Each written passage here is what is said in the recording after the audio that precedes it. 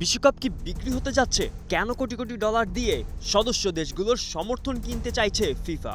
জিয়ানি ইনফান্তিনোর প্রস্তাব অনুযায়ী ফিফার নতুন পরিকল্পনাকে সমর্থন দিলে 211 সদস্য দেশের প্রত্যেকটি পেতে পারে সর্বোচ্চ $40 মিলিয়ন।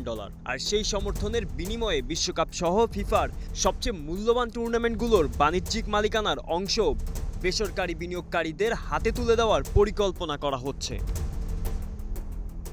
পরিকল্পনাটা আরও বিস্ময়কর। ফিফা ফরওয়ার্ড এন্টারপ্রাইজ নামে নতুন একটি বাণিজ্যিক প্রতিষ্ঠান গড়ে তুলে বিশ্বকাপের ব্যবসায়িক অংশে বিনিয়োগকারীদের ঢুকিয়ে দিতে চায় ফিফা। নিজেদের নিয়ন্ত্রণ রাখলেও প্রায় 20% শেয়ার বিক্রি করে তুলতে চায় $10 বিলিয়ন। আর প্রস্তাবে রাজি হলেই 2027 সালের 1 জানুয়ারি থেকে সদস্য দেশগুলোর হাতে তুলে দেওয়া হবে প্রথম $20 মিলিয়ন। দেশগুলোকে সিদ্ধান্ত জানানোর শেষ সময় বেঁধে দেওয়া হয়েছে 19 সেপ্টেম্বর পর্যন্ত। এতেই ফেটে পড়েছে বিশ্ব ফুটবল। উয়েফার অভিযোগ, জিয়ান্নি ইনফান্তিনো ফুটবলকে খেলার মাঠ থেকে সরিয়ে ব্যক্তিগত ও গোষ্ঠীগত লাভের ব্যবসায় পরিণত করতে চাইছেন। পরিস্থিতি এতটাই উত্তপ্ত যে জরুরি বৈঠকে বসেছে ইউরোপের 55 দেশ।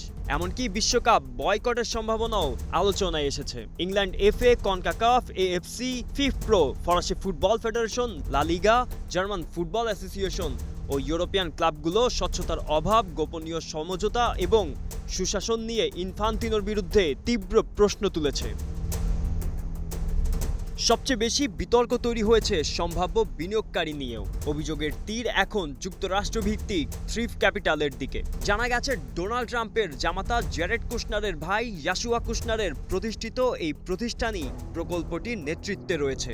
সমালোচকদের আশঙ্কা, এভাবে চলতে থাকলে বিশ্বকাপ আর শুধু ফুটবলে থাকবে না, ধীরে ধীরে তা পরিণত হবে প্রভাবশালী বিনিয়োগকারীদের নিয়ন্ত্রিত একটি বহুমূল্যের ব্যবসায়িক সম্পদে।